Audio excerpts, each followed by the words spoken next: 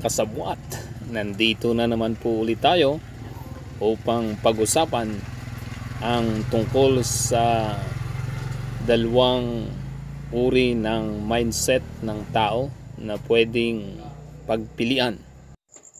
Sinadya kong ganito ang ating video dahil batid ko na ito'y babagay sa ating pag-uusapan.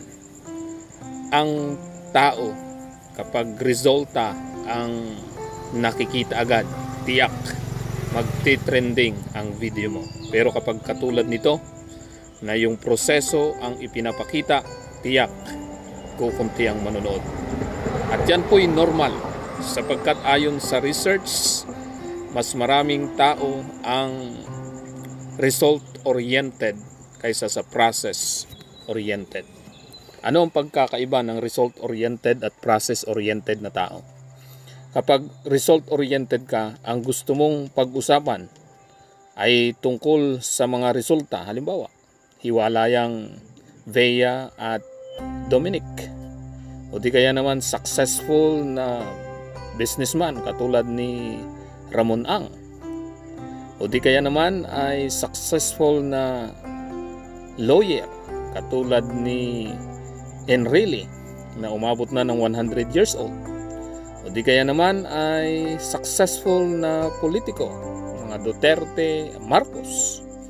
Yung result ang ating tinitingnan. O di kaya naman mga disgrasya, mga anomalya sapagkat resulta. At alam ba ninyo, kunti lamang ayon sa research ang process-oriented. Pag sinabing process-oriented, ito yung mga taong pinag-aaralan ang mga pangyayari bago yung resulta. Ito yung mga taong nasasabik na pag-aralan ang bawat detalye. Karamihan ng mga nagka-graduate na mga tao professionally ay mga process-oriented. Sila yung pinag-aaralan nila ng maigi bago makatapos. Pansinin mo, halimbawa, ang lawyer, bago yan maging attorney, nag-aral yan ng elementary, ng secondary, ng undergrad course o 4 years course, pagkatapos ang jurisprudence. At pagkatapos mag-graduate ng law, ay magte-take ng bar exam. At lahat yun ay pinagdaanan niya, yun yung proseso para makamit niya ang tagumpay as a lawyer. At pagdating na siya ay abogado na, hindi pa rin doon nagtatapos. Tuloy-tuloy pa rin ang kanyang pag-aaral at kung ano ang linya na kanyang tatahakin bilang isang abogado. Ganun din po ang buhay ng tao. Kapag ikaw ay process-oriented, halimbawa ikaw ay isang magsasaka, hindi mo masyadong pinagtutuunan yung ano yung resulta. Halimbawa, ikaw ay nalugi. Bigyan ng halimbawa itong sibuyas. Dahil ikaw ay process-oriented, nalugi ka halimbawa sa sibuyas dahil mura ang bilihan nung ikaw ay umani.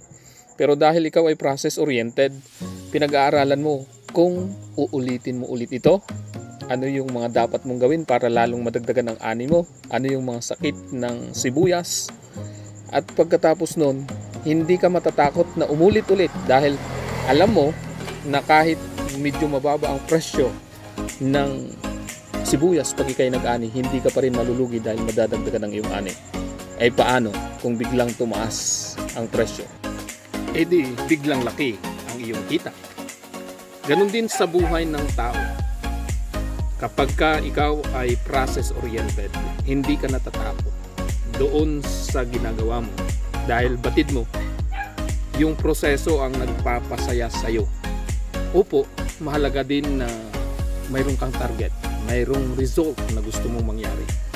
Dahil yun naman talaga ang mag-guide. Kaya maganda nga rin na pagsabayan mo yung process at yung result na sa isip mo. Pero hindi ka lang nakafocus sa result, bagkus yung process ang pinagbubuti mo. Dahil bawat proseso, kung sakaling ikaw ay nagkakamali sa proseso na ginagawa mo, may mga lapses.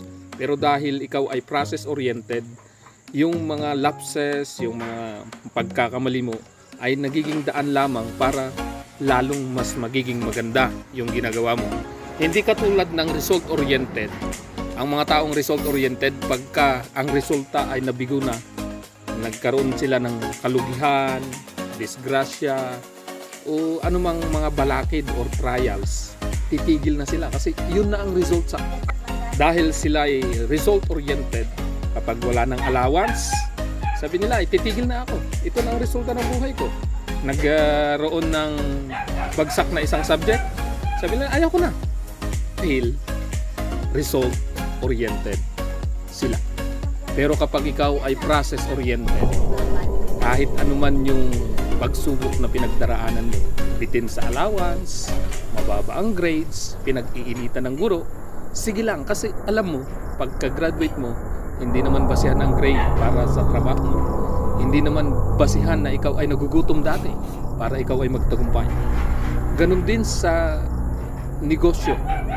Opo, sa una maaring ikaw ay nalulugi. Wala kang customer. Marami pang mga balakid na pagdaraanan mo. Pero dahil ikaw ay process-oriented, hindi ka titigil para makuha mo yung tamang timpla, tamang paraan para sa negosyo. Pansinin mo, yung mga may-ari ng malalaking negosyo, hindi naman agad nila nakuha yung tagumpay nung itinayo nila ang kanilang negosyo. Marami kang mapapanood dyan. Dumaan sa matitinding pagsubok bago sila naging matagumpay. Nandyan na na-scam sila, nandyan na nalugi sa una nilang proseso na ginawa nila.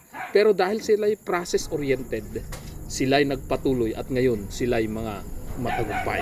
Kaya sa buhay natin, pipili tayo. It's either result-oriented tayo or process-oriented. Pero ito ang sasabihin ko sa inyo. Pwede mong pagsabayan iyon. Maging process-oriented ka na may kasamang result-oriented. Sapagkat kapag ka nakikita mo yung resulta na maganda, yung proseso ay nagiging masaya ka sa ginagawa mo. Pero kapag nakapokus ka lang lagi sa result, halimbawa, nakatatanim mo pala ang ng gulay, kinikwenta mo na agad yung income. At pag hindi mo nakamit yun, ikaw ay malulungkot, ikaw ay mabibigo. Ayun yung mga result-oriented kasi. Pero kapag process-oriented ka, yung proseso ng ginagawa mo ay nagiging masaya ka, na nag-i-enjoy ka sa ginagawa mo araw-araw. Yung anuman yung larangan na pinili mo, halimbawa sport, ikaw ay isang player, nag-i-enjoy ka sa paglalaro, matalo ka man, enjoy. Katulad ng ating ginagawa ngayong araw na ito, tayo po'y nagpupunla ng mga gulay katulad ng sili, kamatis, talong, okra, sitaw, patola, pipino at iba pa. Alam kong hindi masyado itong mapapanood kumpara doon sa mga video na maraming mga gulay na hitik sa bunga tapos maganda ang landscaping. Maaakit ang manunood at isi-share pa nila at maraming magko-comment.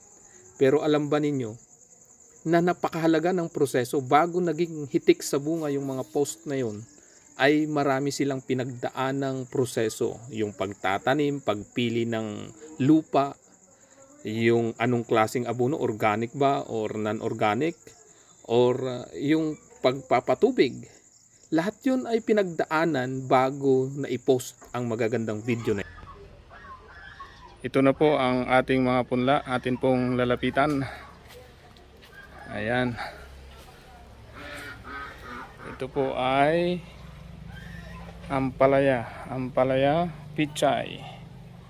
Ito po 6 days or 7 days na po ito. Ito ay 3 days. Ito po ay sili pichay, talong, kamatis. Ito ay pechay ulit ito. At ito ay pipino at patola. Ayan po ang ating mga punla ngayon. Atin na lang pong ita-transplant itong mga ito kapag malalaki na. Ayan. Mahalaga po itong mga punla na ito sapagkat ito ang pagsisimula ng ating mga gulay.